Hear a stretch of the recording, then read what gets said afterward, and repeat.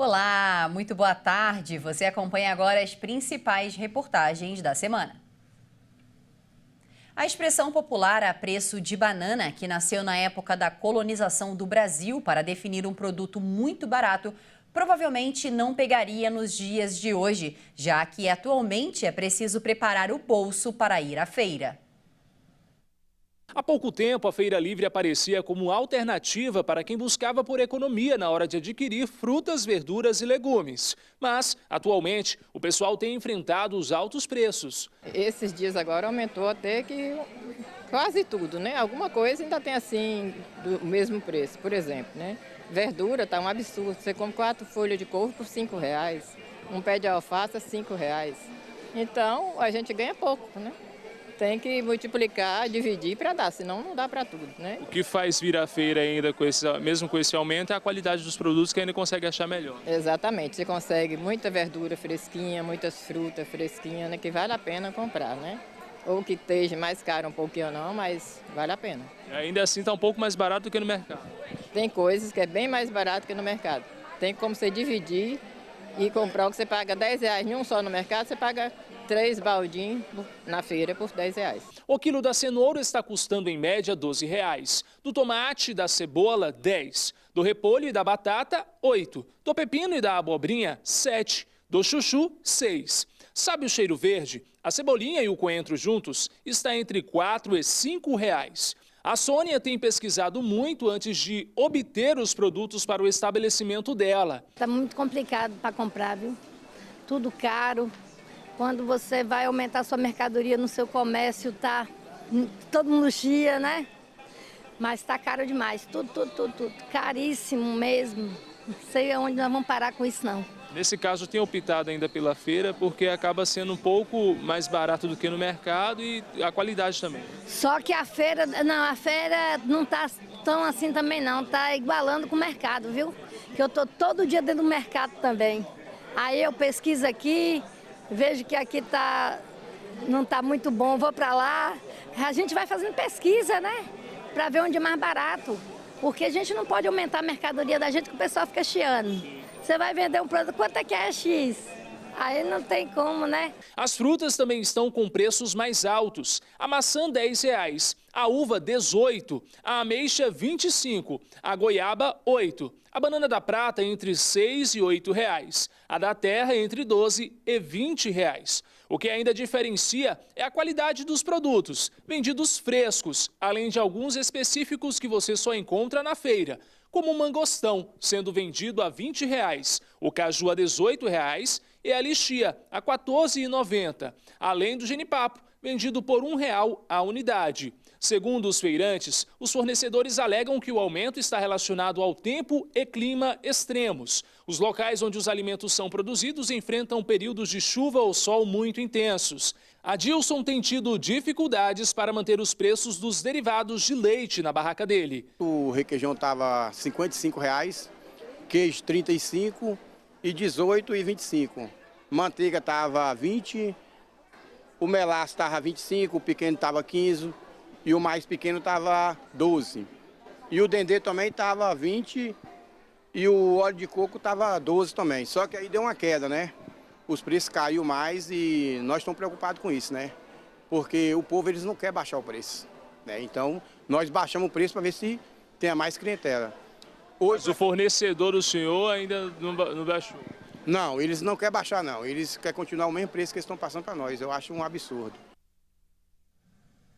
E da Feira Livre nós vamos para o mercado, porque por lá o prazo para adequar as embalagens dos produtos acabou nesta semana. Confira.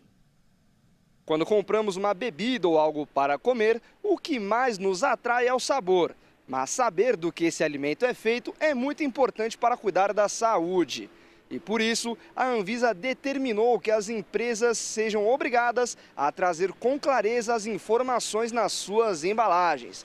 E os produtos nas prateleiras dos supermercados precisam ter em destaque nos rótulos a quantidade de cada nutriente. A ideia inicial da Anvisa era que essa regra entrasse em vigor em outubro do ano passado, mas o prazo para adequação foi estendido até esse mês de abril. A exceção serão os produtos que estão em estoque e foram fabricados antes da regra entrar em vigor. Os novos produtos deverão sair de fábrica com uma lupa destacando o alto teor de gordura saturada, açúcar adicionado ou sódio.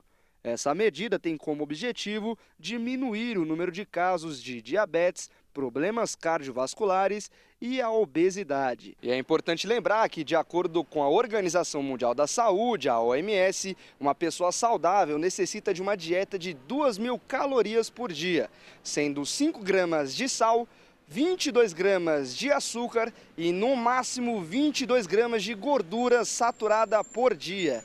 Mas e as pessoas? Será que elas perceberam a diferença nas embalagens? Pensando bem, a que se refere à alimentação de criança, que é a que eu mais reparo, sim. E você se atenta às informações nutricionais dos produtos vendidos nas prateleiras? Depende do que eu vou comprar, mas a maioria das vezes eu não olho. Eu olho mais a data de validade mesmo. Sim, tenho percebido a descrição, embora eu não me atente muito a isso, né?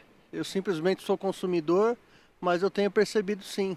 Tem tido a descrição bonitinha atrás de cada embalagem, de cada produto. Importante ter esse tipo de descrição nas embalagens? Sim, principalmente para quem quer levar uma vida saudável, para quem quer para regulação de dieta, dessas coisas, é muito importante sim. Sem elas a gente não tem como saber, né, como foi feito, como foi produzido. Essas informações são extremamente necessárias. E em São Paulo, a edição do Restaurant Week já é considerada uma das maiores e mais esperadas do segmento gastronômico do mundo.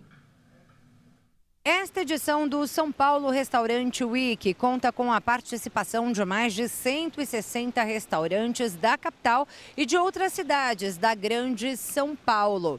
E aí, como é que funciona? São oferecidos menus completos a preços fixos, com entrada, prato principal e sobremesa. Mas os valores variam de acordo com o menu escolhido e o horário. Só que tem um limite, olha só. A tabela vai de R$ 54,90 até R$ 149. Esse é o valor máximo. E entre os estabelecimentos participantes, tem pratos dos mais variados. Da tradicional comida brasileira, a cozinha italiana, francesa, japonesa, argentina, contemporânea, mediterrânea e por aí vai. Este ano, o evento chega com o tema Revolução Vegetariana. A ideia é que todos os restaurantes ofereçam opções de pratos vegetarianos em seus menus. Portanto, entre uma infinidade de sabores, tem opções para todos os gostos e bolsos. Bem, para quem ainda não conhece, o Festival Brasil Restaurant Week está presente em mais de 20 cidades brasileiras. Ele é um dos maiores e mais esperados festivais gastronômicos do mundo e tem como objetivo criar oportunidades e acesso à boa gastronomia. Aqui em São Paulo, o evento vai até o dia 19 de maio. Portanto, é um mês inteiro de festival para que o maior número de pessoas possa viver essa experiência única de pratos irresistíveis e menus especiais. A expectativa da organização do evento é impactar mais de 200 mil pessoas na capital e grande São Paulo. Para conferir a lista completa de restaurantes participantes, acesse este site que aparece na tela, restaurantweek.com.br. O Ministério dos Portos e Aeroportos e a Agência Nacional de Aviação Civil vão estudar novas regras para o transporte de pets em aviões, depois que a morte do cachorro Joca, na segunda-feira, comoveu e revoltou o país. O pet foi embarcado erroneamente em um voo da companhia Gol e não resistiu a tantas horas dentro de um compartimento de carga. Um cachorro de 5 anos da raça Golden Retriever morreu durante o transporte aéreo da GoGlog, empresa da companhia Gol, depois de um erro no destino nesta semana. O pet deveria ter sido levado do Aeroporto Internacional de Guarulhos, em São Paulo, para Sinop, em Mato Grosso, mas acabou sendo colocado em um avião com destino a Fortaleza. O tutor do animal, João Fantasini, afirmou que após desembarcar em Sinop, foi informado que o cachorro Joca tinha sido levado para outro estado. A companhia aérea ofereceu a João voos de ida e volta gratuitos de Mato Grosso para São Paulo, além de hospedagem. Ao chegar na capital paulista e aguardar no aeroporto pela chegada do cão, o tutor o recebeu sem vida, dentro da caixa de transporte. Ele foi informado pela companhia que o cachorro tinha passado mal e que um veterinário havia sido acionado. Há vídeos que mostram Joca bebendo água em uma garrafa através das grades do canil, quando estava no terminal aéreo de Fortaleza. Mas, segundo o tutor, o animal ficou cerca de 1h30 na pista de embarque e desembarque, com temperatura de cerca de 36 graus e sem comer. O veterinário de Joca tinha dado um atestado indicando que o animal suportaria uma viagem de 2h30, mas com um erro. Ao todo, foram quase 8 horas no avião. Segundo atestado de óbito, o cão morreu por uma parada cardiorrespiratória. Após a morte do Golden Retriever, a Gol anunciou a suspensão do transporte aéreo de animais no porão por 30 dias a partir da última quarta-feira. Segundo o comunicado, os clientes ainda podem transportar seus pets na cabine do avião. Quem já contratou o serviço pelo porão pode pedir a restituição do valor total ou postergar a viagem. A companhia assumiu a falha operacional, mas afirmou que a morte do animal aconteceu logo depois do pouso em Guarulhos e que está oferecendo o suporte necessário ao tutor. O ministro de Portos e Aeroportos, Silvio Costa e Silva, anunciou que a pasta vai investigar junto à ANAC a morte do cão e esclarecer os fatos o quanto antes. Os dois órgãos também anunciaram um grupo de trabalho para criar regras nacionais para o transporte de animais de estimação. Atualmente, as regras variam de empresa para empresa e dependem do modelo do avião, já que nem todos permitem acomodar os animais. Normalmente, o processo de embarque é burocrático, cheio de restrições e detalhes, alguns deles decisivos para determinar se o animal vai na cabine junto ao tutor ou no porão da aeronave. Nos ônibus, o uso do cinto de segurança é fundamental para evitar ferimentos graves em caso de acidentes. Os passageiros do transporte intermunicipal e interestadual devem usar o equipamento para a segurança de todos que viajam no veículo. Viagens de ônibus com ou sem cinto? Como você costuma fazer os seus percursos? Evita muitos acidentes, né? E é uma viagem tranquila. Apesar de todos saberem dos riscos à vida que a falta de utilização do dispositivo de segurança pode gerar, em caso de acidentes, nem todos adotam a prática. Uns usam, outros não, né? Você, no caso aí, como é que é a sua relação com essa questão do cinto de segurança? Costuma usar? Não. Mas é o que fica incomodada? É, isso. Mas sabe que é importante, né? É, com certeza. Costuma utilizar o cinto de segurança ou não? Não. Bem raro eu uso. Em torno de 30% das vezes que eu uso. Mas o que acontece? Fica incomodado? Eu acho que é mais falta de costume, não é nem incomodado, não. De acordo com o superintendente de fiscalização da Agência Nacional de Transportes Terrestres, a ANTT, o equipamento tem sido negligenciado por uma grande parcela da população. Nos ônibus, a gente ainda percebe que o passageiro, por questão de comodidade, né, ele solta o cinto, só que quando você se depara com um acidente, com um sinistro de ônibus, em que todos os passageiros estão usando o cinto, na maior das vezes a fatalidade ali ela não acontece, não tem morte de passageiro. Agora, quando você tem um tombamento de um veículo, que ele se arrasta na rodovia, como aconteceu há pouco e tem acontecido quase que diariamente, você tem inúmeras mortes ali, 5, 7, 9, 15 fatalidades, e essa fatalidade a gente sabe, né, conhece tecnicamente a causa, a ausência do uso do cinto né, dentro do ônibus. Segundo Felipe, é essencial que as empresas sigam as regras e cabe ao motorista orientar sempre o passageiro. O apelo que a gente faz aos motoristas é que eles também sigam a legislação da ANTT e façam as apresentações de segurança. E aqui eu adiciono um detalhe: a apresentação de segurança é a cada parada, né? Então não é só no início da viagem do motorista. A gente sabe que muitas vezes as pessoas estão dormindo, mas se a gente comparar com o avião, no avião, a cada embarque você tem todo o procedimento de segurança novamente. E isso também é obrigatório nos ônibus e a gente espera que todo mundo siga. Lógico, se o motorista não fizer a apresentação e a fiscalização estiver presente ou tiver uma reclamação do passageiro, a fiscalização tomará as medidas cabíveis aí, multa, orientação da empresa. Sindolfo e Deusuito possuem uma empresa de ônibus de turismo há 20 anos. Durante todo esse período, os sócios têm buscado andar dentro das normas e orientam sempre os passageiros na hora da viagem. Nossos motoristas são treinados, né? A gente tem toda a regulamentação junto à NTT, junto à Gerba, junto à Cadastur. E automaticamente, para eles nos regulamentar, a gente precisa ter parâmetros, né? Nossos veículos precisam estar com a manutenção em dia, precisa estar com o Inmetro em dia. O Inmetro é a principal responsável pela questão de verificação de pneus, de parte elétrica e principalmente da questão do cinto de segurança, né? Ivanete, Hilda, Laura e Tereza utilizam o cinto de segurança durante toda a viagem. Eu viajo de 15 em 15 para Vitória, quando eu entro no ônibus, a primeira coisa eu coloco é o cinto. Sem o cinto não dá, porque é mais seguro o cinto, né? Mesmo que dá aquela incomodada de vez em quando, mas tem que ter. Quer dizer, como tem que ter o cinto. Mesmo que às vezes dá aquele incômodo, mas usa, né?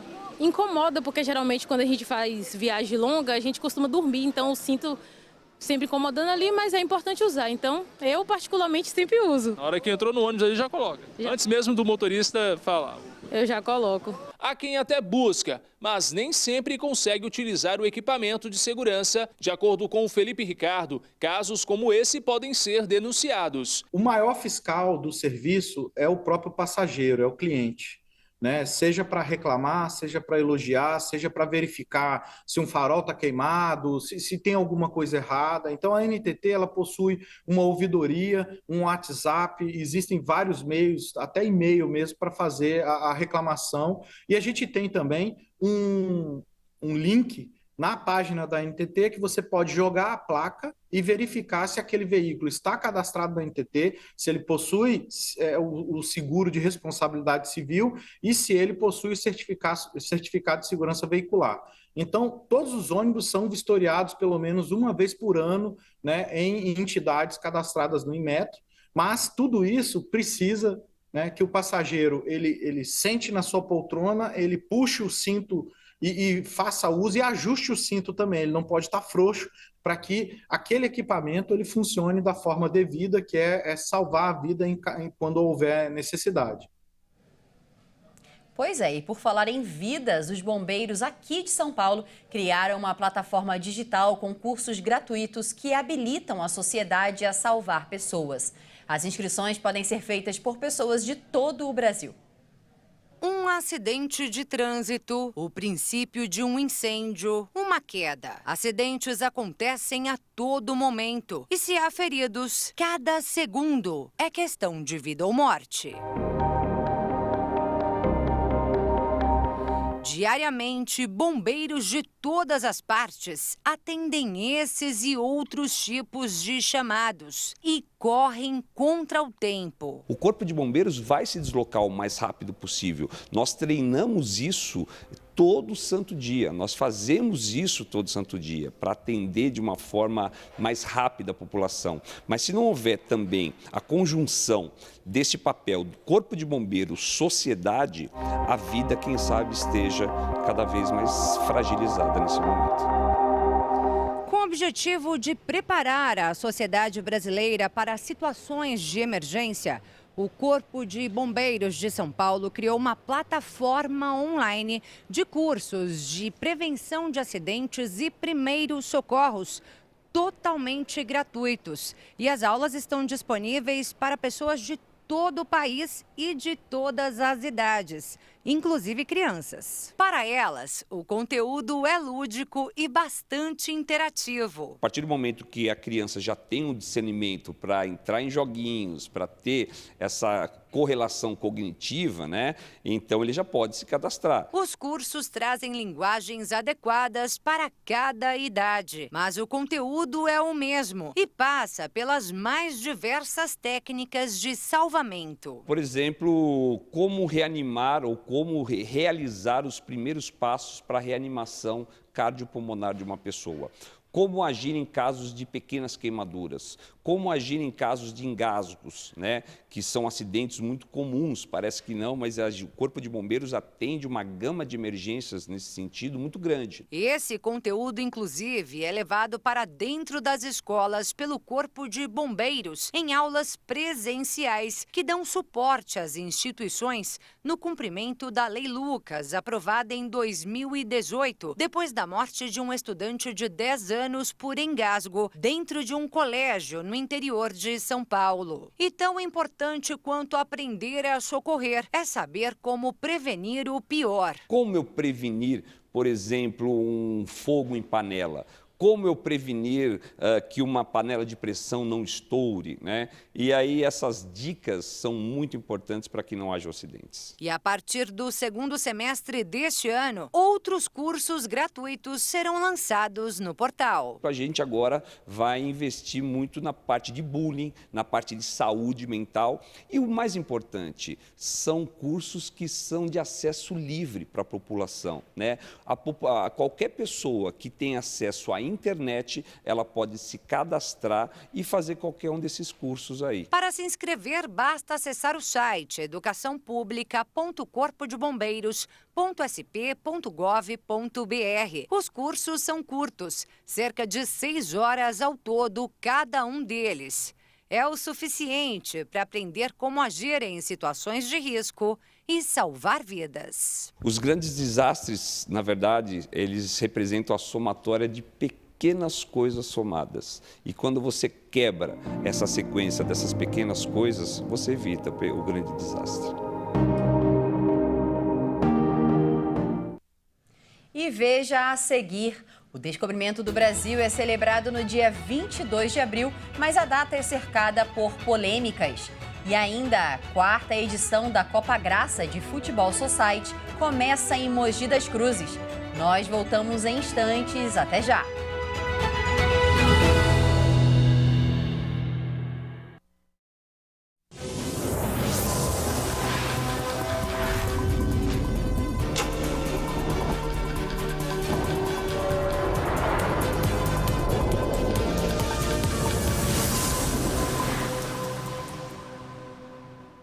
As eleições municipais acontecem apenas em outubro, mas o prazo para quem vai tirar o primeiro título ou regularizar a situação eleitoral termina já no próximo dia 8 de maio. O prazo para regularizar ou tirar o primeiro título eleitoral e poder votar na próxima eleição está chegando ao fim. Termina no dia 8 de maio. E o Caio não perdeu tempo e correu para o cartório. Mesmo com 16 anos e não sendo obrigado a votar, preferiu desde já garantir o direito de exercer a cidadania. Eu escolhi mais por conta de eu estar ajudando a minha cidade, meu país em si, por fazer essa votação. Dos quase 162 mil eleitores douradenses, 10 mil não compareceram para fazer o cadastro biométrico. Isso significa que, se não vierem até o cartório eleitoral para regularizar a situação, não poderão votar nas próximas eleições. É o que explica a chefe da 43ª Zona Eleitoral de Dourados. De acordo com Rosimeire, quem está com o título cancelado também tem prazo até o dia 8 de maio para ficar em dia com a Justiça Eleitoral. Assim como as outras situações, como, por exemplo, transferir o local de votação, atualizar dados, entre outros serviços, é importante levar ao cartório o documento oficial com foto, lembrando que não vale CNH e um comprovante de endereço. Temos 10 mil eleitores entre as duas zonas eleitorais de Dourados, que não são eleitores que não compareceram na revisão de eleitorado que começou em agosto de 2019 e terminou em março de 2020. Esse eleitor, ele não vota nessa eleição se ele não vir até 8 de maio regularizar. A dica que a gente dá para esse eleitor, tenta tirar uma quitação no site do TSE ou baixar o e-título, porque no e-título vai aparecer se ele está cancelado ou não. Na dúvida, vem aqui no cartório, liga, entra em contato, manda e-mail, mas procura saber a situação do seu título, porque esse eleitor não vai votar. O TSE não vai reabrir esse prazo. Ainda durante os dias que antecedem o prazo final estipulado pela Justiça Eleitoral, serão realizados plantões de atendimento ao público, com o cartório atendendo inclusive durante o feriado no Dia do Trabalhador. Estamos com um programa de plantão, temos duas portarias da Corregedoria que determinou os plantões. Nós tivemos um agora no sábado passado, dia 20, dia 27, no próximo sábado, das 8 às 13, dia 1º de maio, no feriado também, das 8 às 13, e no último final de semana antes do fechamento, que é dia 4 e 5, sábado e domingo, das 8 às 13. Então, tem um prazo aí que razoável, tem dias não úteis, que é feriados, sábados e domingos, para aquele que não possa vir de jeito nenhum durante a semana, tem essa discricionalidade de poder vir em um horário diferenciado. Já caso o eleitor não consiga votar no dia 6 de outubro, precisa justificar a ausência. Para isso, o prazo é de 60 dias após a data da eleição. E ainda no Mato Grosso do Sul, o termo de cooperação visando a união de esforços na defesa, proteção e desenvolvimento sustentável do Pantanal foi assinado pelos governadores do estado. A ministra do Meio Ambiente chegou ao Bioparque Pantanal acompanhada dos governadores de Mato Grosso do Sul e Mato Grosso. Todos vieram participar do seminário de prevenção de controle e do desmatamento e incêndios no Pantanal. 65% da área do Pantanal estão em Mato Grosso do Sul, 35% em Mato Grosso. O último pior incêndio no bioma foi em 2020, quando o fogo destruiu praticamente 45 mil quilômetros quadrados, o equivalente a toda a área do estado do Rio de Janeiro. Temos um estudo mostrando a piora no sistema de saúde em São Paulo em 2020, por conta dos incêndios de Pantanal lá em 2020, né? Ao longo de 2-3 anos houve um problema de doenças crônicas associadas a isso. Imagina quem está aqui na capital, em Campo Grande ou em Cuiabá, próximo ao Pantanal. Então, saúde, economia, prejuízos enormes, fora toda a perda de biodiversidade, o nosso grande patrimônio nacional que é o Pantanal. Já em relação ao desmatamento, ele cresceu em Mato Grosso do Sul. De 2009 a 2015, foram 2.622 quilômetros quadrados. De 2016 a 2022, 3.517 quilômetros quadrados, 34% a mais. No seminário, os governadores e a ministra assinaram um pacto para combater ainda mais o desmatamento e incêndios no Pantanal. Esse pacto feito pelos dois estados é uma demonstração que algo dessa magnitude não tem como ser enfrentado por um ente federado de forma isolada. E o segundo passo talvez seja a gente fazer um pacto pelo Pantanal, além dos governadores envolvendo também os prefeitos, como a gente já fez com a Amazônia, com os 70 municípios que mais desmatam. Não mais para ação de comando e controle, mas para financiar atividades produtivas sustentáveis, para incentivar a pesquisa, o acesso à tecnologia, inovação e assistência técnica. E o bom é que o seminário está acontecendo com a participação da academia, dos agentes públicos e também da sociedade civil. O governador de Mato Grosso, Mauro Mendes, disse que por ano o estado vizinho gasta 70 milhões de reais para combater queimadas e desmatamento. Nós precisamos unir os nossos esforços para continuar um trabalho já feito há algum tempo, não só pelo MINPO, pelo RIDEL, mas pelo estado de Mato Grosso do Sul, para preservar esse grande patrimônio ambiental que é o Pantanal mato-grossense. A partir de agora, vamos melhorar todas as ações que nós já vimos fazendo, criar mais sinergia entre as nossas equipes e, com isso, produzir o melhor resultado na proteção e preservação do nosso Pantanal. No final do ano passado, o governador Eduardo Riedel sancionou a Lei do Pantanal, um conjunto de regras para a conservação, proteção, restauração e exploração sustentável do bioma. Entre as regras está a proibição de lavouras em larga escala. Na prática, uma capacidade operacional maior, mais inteligência, mais coordenação de ações, À medida que nós temos bases instaladas em 13 pontos do Pantanal, o Mato Grosso também detém uma força preparada e podemos atuar conjunto.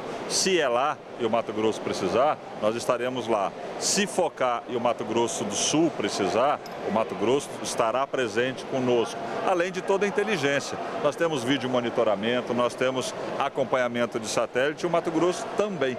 Então, isso coordenado dá muito mais capacidade operacional para a gente entrar mais rápido, atuar de maneira mais efetiva no combate a eventuais incêndios que a gente sabe o potencial de dano, de prejuízo que existem os incêndios no Pantanal. A ministra do Meio Ambiente disse que tanto o desmatamento quanto as queimadas geram prejuízos em todos os biomas brasileiros. Marina Silva citou um dado sobre o prejuízo neste ano na safra de grãos. Nós já identificamos um prejuízo de 80 milhões de toneladas de grãos em função das grandes estiagens causadas pela mudança do clima e por problemas de desmatamento. Por isso que o governo federal, em parceria com os estados, está trabalhando para que a gente tenha os planos para todos os biomas. Já temos para a Amazônia, para o Cerrado, para a Caatinga estamos finalizando e agora para o Pantanal. No dia 22 de abril foi comemorado o descobrimento do Brasil, que aconteceu em 1500. Mas a data certa desse acontecimento tão importante é motivo de polêmica. Vamos conferir.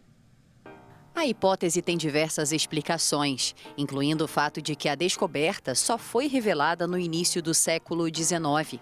Hoje é sabido que os portugueses aportaram à costa brasileira no dia 22 de abril de 1500, por causa de um documento que se tornou praticamente a certidão de nascimento do Brasil.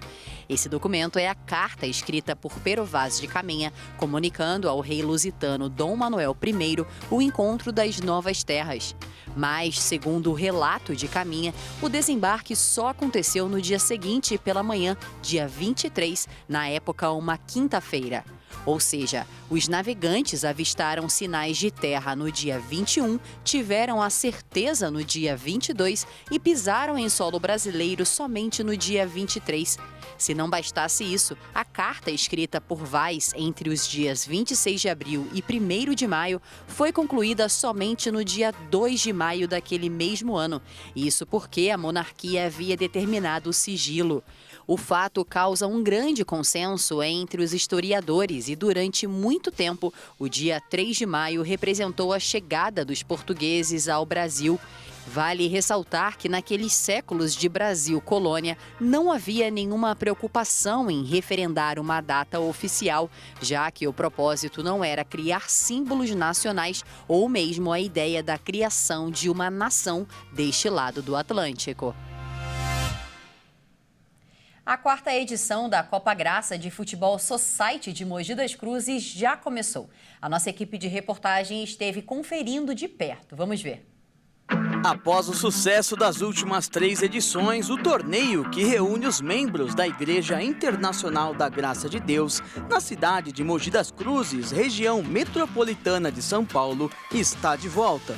E em clima de festa, com direito a corredor de sinalizadores e muita música gospel. Assim, os atletas entraram em campo. Bola no pé e a palavra de Deus no coração. E foi assim que a Copa Graça de Futebol Society subiu a Baixada Santista e desembarcou na cidade de Mogi das Cruzes, na região metropolitana de São Paulo. Em campo, temos o time do Jardim do Aeroporto, que busca confirmar o favoritismo e conquistar o bicampeonato da Copa Graça de Futebol Society. Um campeonato organizado com o apoio do deputado federal Davi Soares e que busca espalhar o evangelho e propagar a palavra de Deus com o futebol. Mas antes do início da partida, o pastor Nilton Bento, um dos organizadores da Copa Graça, comandou uma oração para pedir proteção e bênçãos para os atletas. Em nome de Cristo, amém e graças a Deus. Amém. Ele contou um pouco sobre o sucesso desse campeonato. Graças a Deus, é um projeto que tem dado muito certo, algo que tem acontecido assim de uma maneira bastante emocionante, não só no sentido de ver acontecer, mas de ver pessoas serem transformadas, pessoas sendo acolhidas por meio do futebol dentro da igreja. Estava conversando com algumas pessoas ali na chegada e eles estavam me dizendo, o time esse ano está melhor, montamos uma equipe melhor.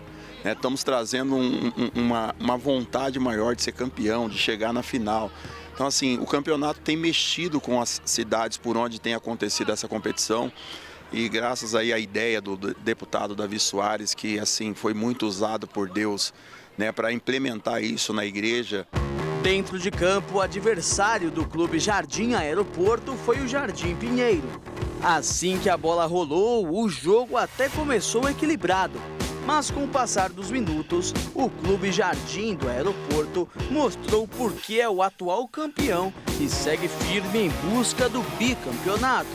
Com muito entrosamento e técnica, eles aplicaram uma sonora goleada por 12-2 e levaram os 3 pontos para casa. Após a partida, David, um dos destaques do clube, deu uma palavrinha com a nossa equipe e falou sobre o segredo do entrosamento do seu time e a sensação de disputar uma Copa Graça. Parabenizar a equipe, o segredo é a gente joga junto já há bastante tempo, uma peça ou outra que é diferente, mas só menino que joga junto. O professor Guará atua com a gente em outros times, no futsal. Uma grande estreia, mas vamos manter os pés no chão, porque é o primeiro jogo, o primeiro passo, ainda tem muita coisa pela frente ainda. A primeira vez que eu disputei foi esse primeiro campeonato passado que a gente foi campeão. Nunca tinha disputado, mas achei interessante, até pelas regras, A gente que vem do futsal não tem esse costume de não falar palavrão. Isso me ajudou até fora da Copa Graça, É muito importante isso daí, porque a gente também vai pegando costume, Igual o pastor falou, esse campeonato é feito para aproximar as pessoas de Deus, então tá dando certo aí, pelo menos um pouquinho, E antes da gente encerrar, olha só, 2 vídeos viralizaram nas redes sociais nos últimos dias e chamaram a atenção para uma modalidade de transporte de carga bastante comum no Brasil, o carreto. Mais barato, o serviço pode dar dor de cabeça para o consumidor. Tem coisa que a gente só acredita vendo e quando a gente vê, não acredita. É o caso da história do seu Antônio Pereira da Silva, mais conhecido como Antônio Cabeludo. Um vídeo dele viralizou na internet após ser compartilhado pelo ator norte-americano Will Smith.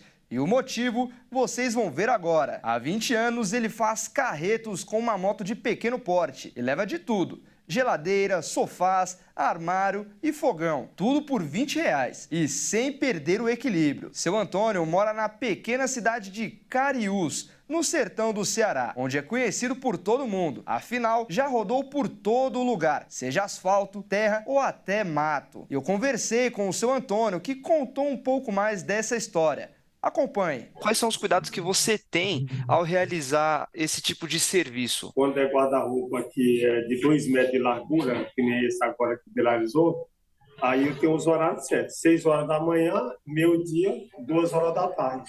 Aí não tem movimento nenhum, aí vem uma pessoa olhando, quando vem um caminhão, eu reto um pouco da estrada, aí o caminhão passa e eu vou embora. Agora, em termos de segurança, de eu segurar com o braço, é tranquilo, geladeira, sofá, armário, só que mais dificultoso o guarda-roupa, porque é 2 metros, 2,30 m de largura. E qual que é a reação dos seus clientes? Eles confiam no serviço? Tem vídeo aí que tem vez que o cliente mora longe, eu jogo o cliente dentro do guarda-roupa e levo também.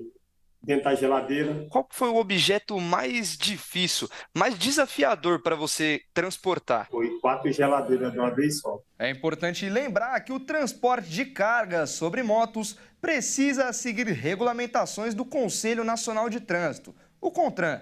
E, segundo a regulamentação, esse transporte deve ser feito utilizando baú, bolsas ou caixas. O motociclista não pode transportar materiais ou equipamentos com tamanho superior ao veículo. E mesmo fora desse padrão, seu Antônio diz que nunca sofreu um acidente. Agora o milagre maior não é isso. 20 anos sem nenhum acidente, E por hoje é só, essa edição fica por aqui. Se você quiser rever alguma das nossas reportagens, é só acessar o nosso canal Hit Notícias no YouTube. Muito obrigada pela sua companhia. Tchau!